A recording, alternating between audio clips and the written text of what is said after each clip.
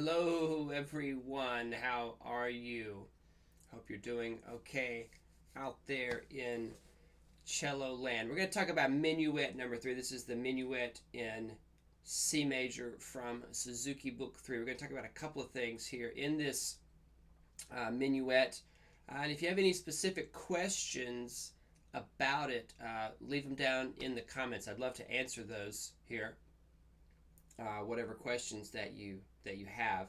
We're going to talk about something specific. We're going to talk about sections that you should be looping, okay, some specific ones, what you should be thinking about when you're looping.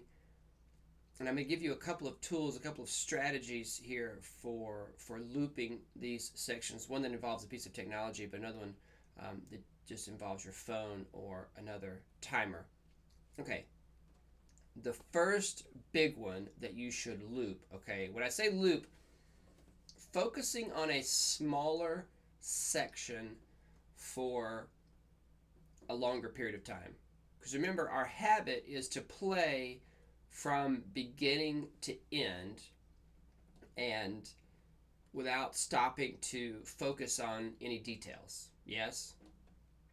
All right, and we got to break that habit somehow. So we got to challenge ourselves to say, okay, we're going to play this one little section, or we're going to play these 4 little measures here, and we're going to play them over and over. All right, so the first one that you should be looping is measure 17, that phrase, 17 to 20. It's the section that goes here.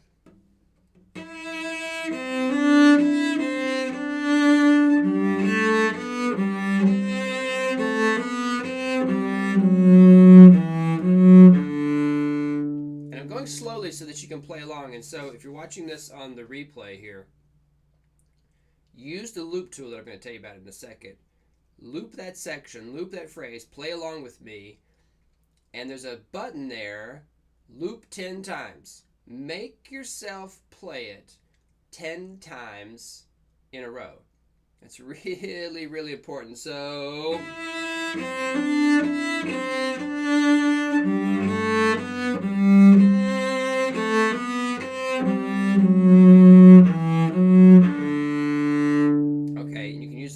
for that. And I'm looking for great intonation.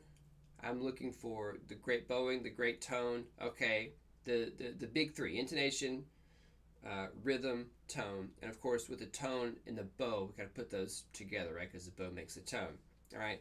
So, and I was just talking with this to someone. You know, when are we being too picky, overly critical, and when are we not being picky enough? You know, it's like if you miss one of these one time and 10 times, maybe you're being a little overcritical. If you got a little bit out of tune, one time, that might be too much, okay? If we're doing something incorrect over and over again, we have the wrong bowing, well, that's when we want to be really picky. That's what we mean when we say picky, okay? Which is we just want a baseline of accuracy. We want to get all the basic stuff, the intonation, the rhythm, the bowing, and the tone. Okay, my bow's not sliding. I'm not making any scratches. Okay, or if there's one measure where I'm scratching with the bow over and over and over again, I got to fix that. If there's a place where I'm doing a wrong bowing over and over again, I got to fix that. If I'm doing a wrong rhythm, okay, or if I'm playing a wrong note, that stuff has to be corrected. So when we say 10 times in a row, okay, we're going to loop this section at 17. We want 10 times, okay, at, 99%, all right? We don't ever want to shoot for perfection. I mean, you could try for perfection. We do, I guess we do shoot for that, all right? But we never want to hold ourselves accountable to always play perfect. You can't play perfect every time, okay? We strive for that, okay? So it's what creates beautiful music. But don't beat yourself up afterwards when it's not perfect, okay? All right. Some things that get in the way when you're looping this. Extension here, second position. Yes. Okay. But then as soon as you shift down, you have to make sure that your hand comes out of extension. It can be really easy to just kind of like stay in extension and have this kind of hybrid hand position, and my notes are out of tune. I have to make myself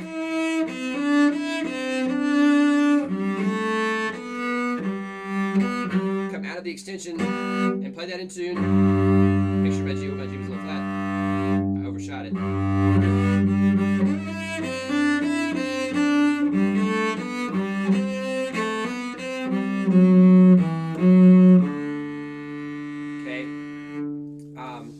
As you get down there to that, so that's just one of the things you should focus on. Okay, when you're playing through, focusing on playing in tune, keeping the hand position. Okay, this elbow over here, all right, greatly affects whether or not your hand is going to be able to stay in correct position, right? So if you have, how do you know, I guess, if you have sort of large hands or small hands? Well, the number one thing should be, are you able to play in tune, or do you feel like you're just constantly struggling to play in tune? My hands they're not huge. I wouldn't say I have big hands. I have big hands for my height because I'm only 5'11", and I'm always realizing, I compare my hand size to people who are 6'1", 6'2", quite a bit bigger than me, and a lot of times my hand's actually the same size as theirs, especially my left hand, because our left hand's always a little bit bigger than our right hand, right? Cellos, because it's got, all the muscles that have been stretched over so many years.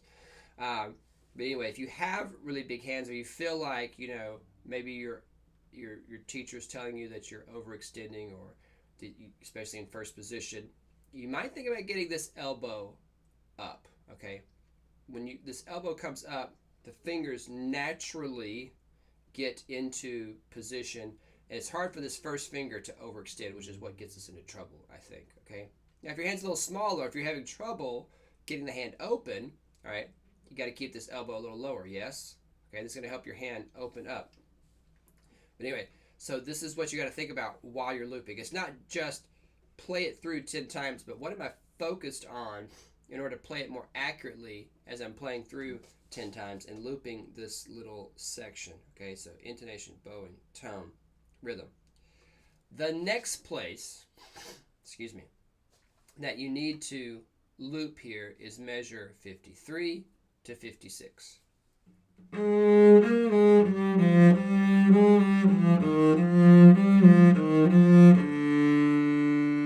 that part I'll play it again a little slower.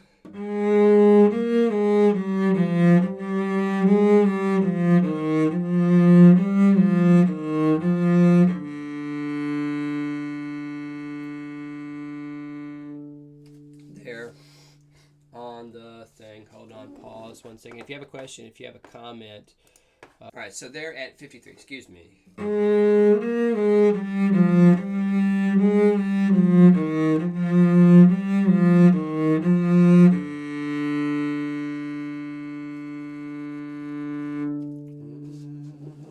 A lot of times when we're choosing fingerings, we choose the one that is the most comfortable, or we choose the one that that feels the best. Okay, and we've got to get in the habit of choosing the one that is the most in tune. Okay, and there's a couple of advantages here at 53, one over the other. The top fingering, I don't have to do as many extensions. Okay, which if you're not used to doing extension in second position. But then over in measure 17, we're already doing it, right? We're extending in second position. When you're over here at 53, it might be a little easier.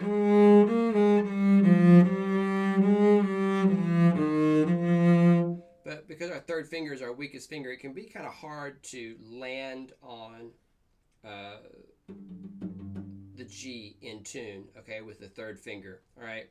But maybe for your hand that sounds more in tune. The bottom one, the advantage is that I go ahead and do the extension, okay, and then I'm just in extension. But it's hard because I got to go da da da. I got to put my third finger again on the A flat.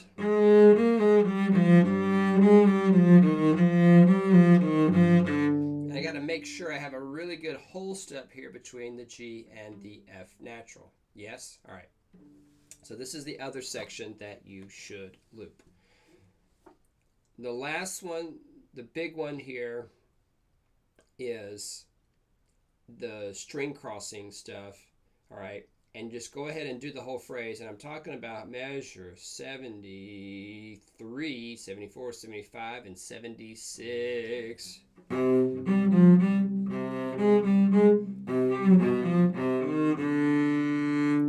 let me do it even slower so you can follow along.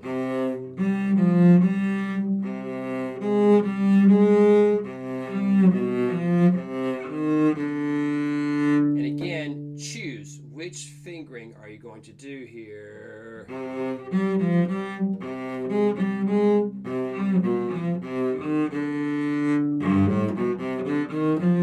Okay, either the bottom one or the top one. Whichever one sounds more in tune. Whichever one sounds more in tune, all right? I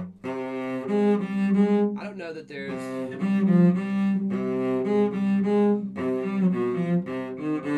I like the top one because I like barring second finger. I think it's a lot easier to bar second finger.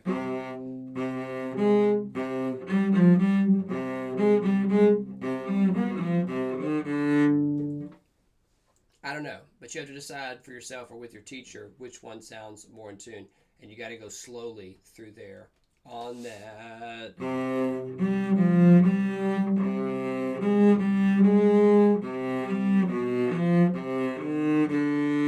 Now, I mentioned a practice technique here.